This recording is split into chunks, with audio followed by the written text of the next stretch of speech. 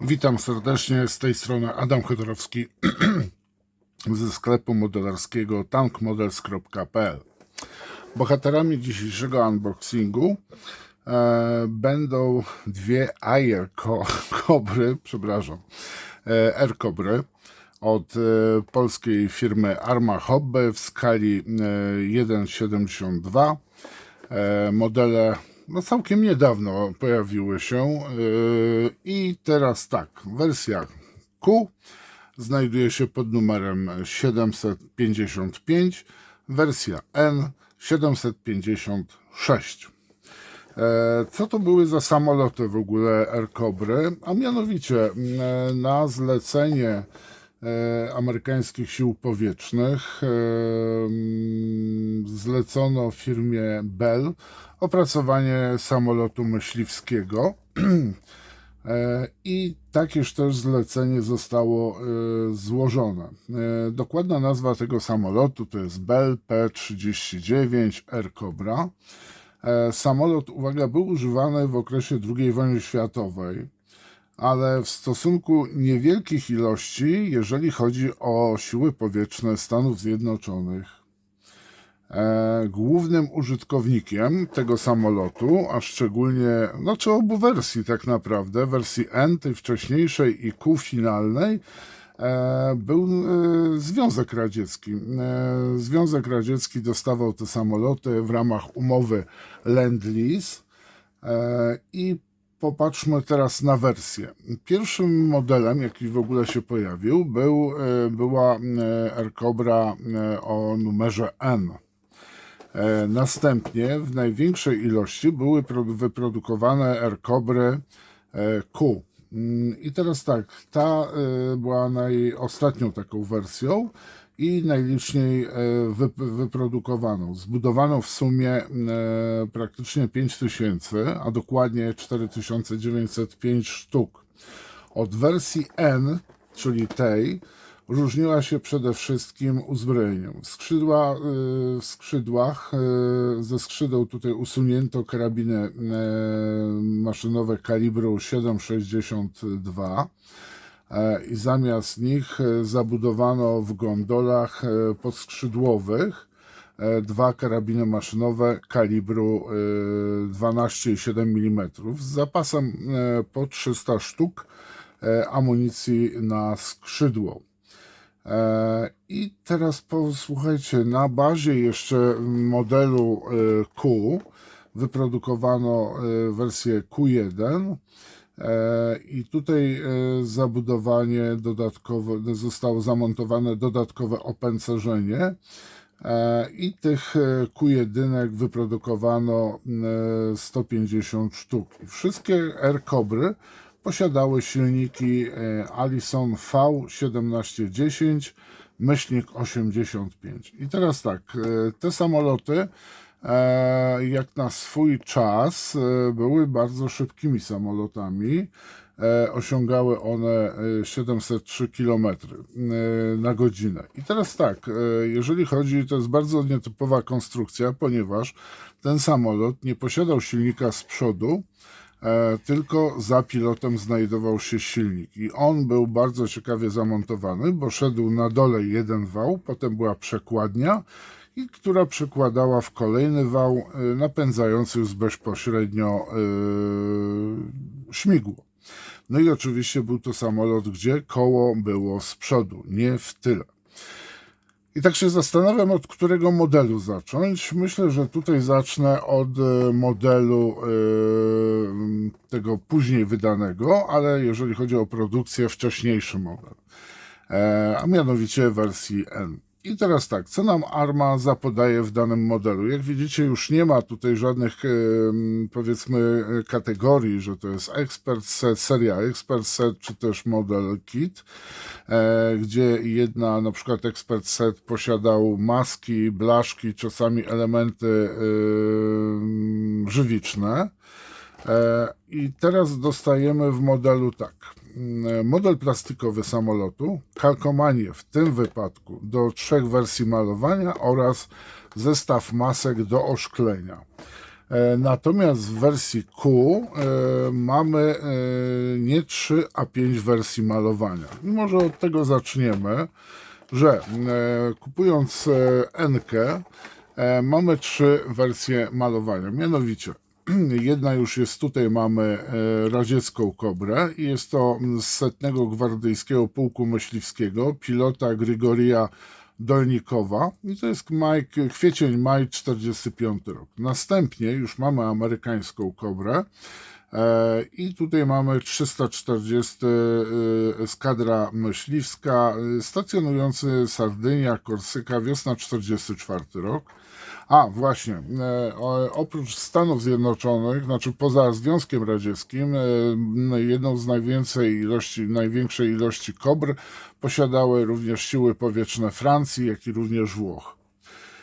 No i ostatnie tutaj malowanie to jest malowanie dowódcy grupy GC 1/4 Navarra, lotnisko Regaja w Algierii, marzec 44 rok. Czyli tu mamy francuski samolot.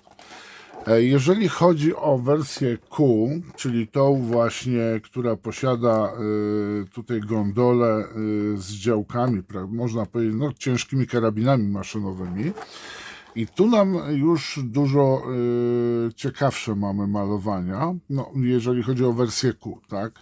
I mamy pierwszy, to jest amerykańska Air Cobra i to jest 363 Dywizjon Myśliwski, 357 Grupa Myśliwska, pilota porucznika Clarence'a Bada Andersona, no i tutaj stacjonujący na terenie Stanów Zjednoczonych, dokładnie w Kalifornii, 43 rok. Tu już zaczynają się ciekawe malowania, mianowicie tutaj mamy już Air Cobrę z 6 Dywizjonu Myśliwskiego, 15 Grupa Myśliwska, Makin, Wyspy Gilberta, koniec 1943 roku. Bardzo ciekawe malowanie.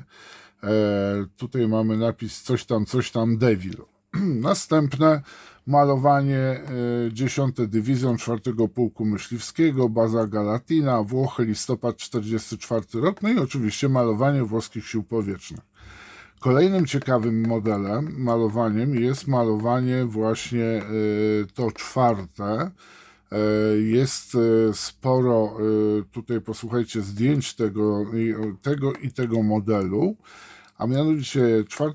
malowanie to jest Air Cobra z 82 Dywizjonu Rozpoznawczego, 71. Taktyczna Grupa Rozpoznawcza, pilota porucznika Michaela Moffitta i tutaj stacjonował na Sajdorze, Nowa Gwinea, wiosna 44 rok. No i tutaj posłuchajcie, jedna z niewielu Air Cobr w malowaniu polskim. Jest to drugi mieszany pułk specjalny generała pilota, typowo pilot, dosłownie Polak, pułkownik Fiodor Połonin, Warszawa 45 rok. I unboxing sobie zaczniemy od tej właśnie Kobry. I co nam wypada z pudełka? Oczywiście torebka foliowa, instrukcja i ramki. I co znajdziemy w torebce foliowej? Więc teraz tak, jeżeli chodzi o ramki, to są te same w jednym, jak i również w drugim zestawie. Właśnie, bardzo ważna rzecz. I teraz tak, mamy dwie ramki z szarego plastiku. Mamy również ramkę z przezroczystego, zawierająca oszklenie. I tutaj z racji tego, że ten samolot posiada przednie koło, producent dokłada nam 3 kulki stalowe, aby obciążyć ten samolot, żeby nam po prostu nie stawał na ogonie, nie leżał. No i teraz instrukcja. Bardzo fajna instrukcja z opisem konstrukcji. No i tutaj widzimy, że walczył w Europie, na Pacyfiku, w Afryce, ale to już jak będziecie posiadać, zakupicie ten model, będziecie go posiadać, no to w tym momencie będziecie mogli sobie spokojnie to wszystko poczytać. Tutaj widzę, że podziękowania dla Jima Redera oraz Jarosława Jaworskiego. No i mamy kalkomanię, przezroczysty elementy oszklenia, maski, w tej chwili te maski są już tylko na jednym arkuszu, no i dwie ramki plastikowe, no i oczywiście kulki do obciążenia. Jeżeli chodzi o farbę, właśnie farbę. Jeżeli chodzi o farbę, to producent zaleca nam używanie farb i tutaj podaje numery. Farb od firmy Hataka, Aka Real Color, Humbrol, Amo by Mick Jimenez, oczywiście Mister Color, Vallejo, jak i również Tamiya. A ja ze swojej strony mogę Wam polecić również farby akrylowe od włoskiej firmy Italeri, gdzie dostaniemy 6 butelek 20 ml farby dość gęstej, dedykowanej pod pędzelek, ale macie film, że fajnie się maluje nimi również aerografem, oraz do samolotów z okresu II wojny światowej od firmy ICM. I mamy tutaj w tym wypadku po prostu farbę na zewnętrzne malowanie, farbę do wnętrza, biała i czarna do pasów inwazyjnych, jak i również farba aluminiowa. I jeszcze jedna rzecz, mamy vernish satin. No a jeżeli chodzi o Italerkę, no to oni tutaj już bardzo fajnie to zrobili, bo mamy tak, farbę do wnętrza, flat medium green zewnętrzne, flat, to jest, posłuchajcie, do pierwszych malowań, bo podstawowym kolorem był flat olive drab, a tutaj mamy specjalny taki kolor, jak oglądaliście, o rany, co ja prezentowałem za samolot, chyba DC, w każdym razie na początku malowano dwoma kolorami samoloty amerykańskie, to były na takich krawędziach malowane. No oczywiście mamy dark grey do spodu, jak i olive drab, czy też na przykład flat dark earth, w zależności gdzie stacjonowały dane samoloty. To ode mnie, jeżeli chodzi o farby. No i teraz popatrzmy sobie, co dalej w instrukcji nam producent zapodał. Już mamy na dzień dobry erratę. To zaraz sobie zobaczymy, o co chodzi z tą erratą. Kalkomanie, maski. No i tutaj sobie oglądamy. Czytelna jest ta instrukcja. Mamy tutaj oczywiście wyszczególnione, kolorami też zaznaczone. Następnie, w zależności od wersji, producent nam pokazuje, że na przykład tutaj jest taka blaszka, z którą należy usuń, wypełnij panel, tralalala. Następnie pokazuje nam, że tu i tu trzeba na przykład nawiercić otwory, żeby po prostu przymocować na przykład zbiorniki. No i w przypadku budowy samolotu właśnie z gondolami należy następnie wypełnić otwory po karabinach maszynowych montowanych w skrzydłach, aby zamontować tutaj gondolę z karabinami 12,7. Tu jest dość dziwna sytuacja, bo usuń dla wszystkich poza wersją malowania 5. Czyli tej malowania 5, czyli polskiego. No posłuchajcie, to są, no tak mi się przynajmniej wydaje, no 99%. Jest to oświetlenie. Oświetlenie swój obcy, jakie były w samolotach używane i w zależności od kodu takie kolory lampek się paliły. Tam był czerwony, zielony chyba i pomarańczowy, z tego co pamiętam. No i kolejne etapy sklejania. No i tu mamy właśnie to. I mamy 44, 38, 39, 45. No i za chińskiego Boga nie wiem, o co tu biega. Bo mamy B41, tak, o rana. Wiecie co? Nie wiem. G44, G, B, A.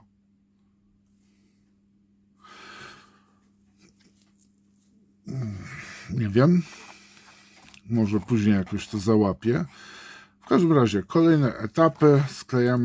Sklejamy i dochodzimy do etapu po pomalowaniu, do etapu naklejania kalkomanii. Tutaj jeszcze oczywiście mamy w zależności od wersji możliwość podłączenia bomb 250-funtowych, 500-funtowych oraz zbiorników na paliwo. No i tutaj mamy nie używaj dla wersji malowania 5, czyli dla tej, powiedzmy, które były w Ludowym Wojsku Polskim. No i tu się zaczyna, powiem wam. Teraz mamy właśnie, biorę do ręki kalkomanię. Chodź tutaj.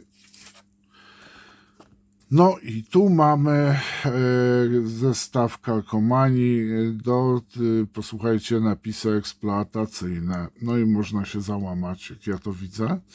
Mamy fajne tutaj pasy specjalne, takie czerwone linie, które naklejamy na skrzydła. Mamy kalkomanię pasów, no i tutaj mamy pozostałe kalkomanie do naklejenia w zależności od wersji. Devastation, Devil, o właśnie, o to chodziło. No powiem wam, jest sporo tych kalkomanii, jeżeli chodzi o naklejanie. No mnie zawsze te kalkomanie przerażają, jeżeli chodzi o samoloty, no to jest masakra, powiem wam, ile tego jest, a to jest 7.2. No to sobie naklejamy, nie? No i tu mamy malowania właśnie tych samolotów. Więcej mamy pod QWERTY kodem. Nie, wiecie co? Tutaj najprawdopodobniej możemy sobie ściągnąć za pomocą QWERTY kodu, o modelu sobie przeczytać. Ewentualnie mogą się znajdować pliki 3D do ściągnięcia, ale po uprzednim zapłaceniu. Czyli nie mamy już żywicy dodawanej, tylko sobie płacimy za plik, ściągamy go i sami sobie go drukujemy. Z tego co pamiętam, chyba tak to teraz działa w Armachobbe. Zresztą zobaczcie, zapraszam do unboxingu Wildcata z operacji Pochodnia. Wcześniej był wydany. Teraz tak, oczywiście, tu mamy maski, żebym nie wiem jak to wyginał, nie widać tego na kamerze, tych nacięć na właśnie masek. To sobie schowamy, złożymy, odłożymy.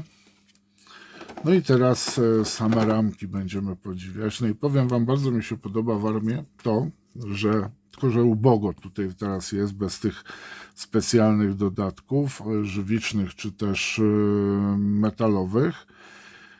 Ja lubię bardzo, jak arma właśnie zaczęła robić powierzchnie zewnętrzne skrzydeł, kadłuba, stateczników, że one są, posłuchajcie, matowe. Widać na tym wtedy, bo na przykład tu już mamy błyszczące, ale detal, jeżeli chodzi o sam samolot, jest rewelacyjnie wykonany i robi niezwykłe wrażenie ten model. Tu mamy, w zależności właśnie od wersji, którą wybieramy, dodajemy odpowiednie rury wydechowe. Tak samo tu mamy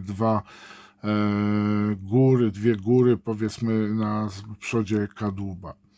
Tu jest właśnie ciekawie też zrobiony fragment kabiny, gdzie widzimy ten wał właśnie, i bardzo ciekawą rzeczą jest to, no tu mamy te gondole do wersji Q i gdzieś powinny być tak samo lufy. No tu mamy zbiornik i jak się przyglądam właśnie, to nie widzę żadnych nadlewek. Mamy koła, tak, są tutaj takie delikatne koło siadło sobie, że jak będziemy stawiać, to trzeba pamiętać o tym, żeby ładnie wypoziomować sobie to koło. Ten element to nie jest nic innego, jak tu wklejamy sobie kulki do obciążenia. No tu mamy przednią goleń z kołem, montujemy. No powiem wam, naprawdę robi duże wrażenie ten model. Ale jak montowanie właśnie do skrzydeł? Powiem wam, trzeba uważać przy modelach Army. Zwróćcie uwagę, tu mamy przednią krawędź skrzydła i mocowanie jest na skrzydle, tym, które zewnętrznym, czyli tutaj element jest przyczepiony nie od spodu, tej stronie wewnętrznej, której tak naprawdę po sklejeniu nie widzimy, tylko wchodzi na krawędź skrzydła. Tu trzeba uważać przy wycinaniu, żeby nie uszkodzić właśnie fragmentu skrzydła. Trzeba być tutaj bardzo ostrożny, no później musimy to delikatnie zaszlifować. To samo tyczy się pozostałych skrzydeł od Armachobby. Tu mamy kolejną ramkę I jak dobrze się przyjrzycie, to tutaj właśnie ten element z ramki wchodzi delikatnie na skrzydło. No mamy śmigło, bombka. To jest chyba ta większa bomba z tego, co kojarzę, bo to zaraz zobaczymy, przyjrzę się. Jedna bombka. A tak, to są te 500-funtowe bomby, większa, bo tutaj mamy te mniejsze bomby.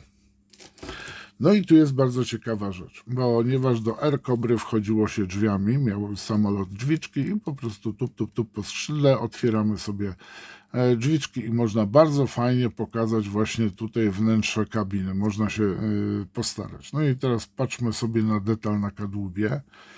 No jest on naprawdę niesamowity. Pod tym względem arma po prostu jest rewelacyjna. No tu mamy osłonę śmigła z działkiem, elementy wnętrza kabiny, przednie koło, nie mam zielonego, to jest najprawdopodobniej element, który montujemy przed pilotem, ale on znajduje się chyba też na ramce elementami przezroczystymi. A i mamy dwa śmigła, jeden typ i drugi typ śmigła. Tutaj widzimy łopaty, na górze są bardziej zaokrąglone, a te idą w szpic. I tu trzeba uważać przy wycinaniu do danej wersji, które śmigło bierzemy. No i ostatnia ramka, ramka z elementami z plastiku przezroczystego. Tak się prezentuje. Tu mamy drzwiczki. Powiem Wam, że super, że są te maski dodane, no bo trochę malowanie tak małych elementów oszklenia, no to mogą dać popalić. No i tu mamy ten element właśnie, który znajduje się też na ramce z szarego plastiku mamy. No i chyba to jest do reflektora na przednim goleni podwozia. No to mamy Kobrę Q, a teraz pokażę Wam, co posiada Kobra, jeżeli chodzi o kalkomanię tak naprawdę. Kobra N. Tutaj różnica polega tylko i wyłącznie na przede wszystkim na zmianie kalkomanii. No i oczywiście trzeba uważać przy tych elementach śmigła, ale to jest wszystko opisane właśnie w instrukcji, gdzie czego mamy używać. Tak prezentuje się kalkomania do wersji N. No i tak samo tutaj mamy te oznaczenia na skrzydło. Mamy tutaj do wersji radzieckiej. Tak samo tutaj Rosjanie po prostu dostali jak w oznaczeniach amerykańskich, no to po prostu namalowali czerwoną gwiazdę w białej obwódce. No i tu mamy francuski, tak? Francuski. No i to wszystko, posłuchajcie, jeżeli chodzi o R-Kobry wersja N i Q od Arma Hobby. Zapraszam do komentowania filmu, zapraszam również do wspierania kanału poprzez YouTube'a lub Patronite'a. No i posłuchajcie, to tyle na chwilę obecną. Życzę Wam miłego oglądania. Link do sklepu znajdziecie oczywiście w opisie pod filmem. Pozdrawiam Was, cześć.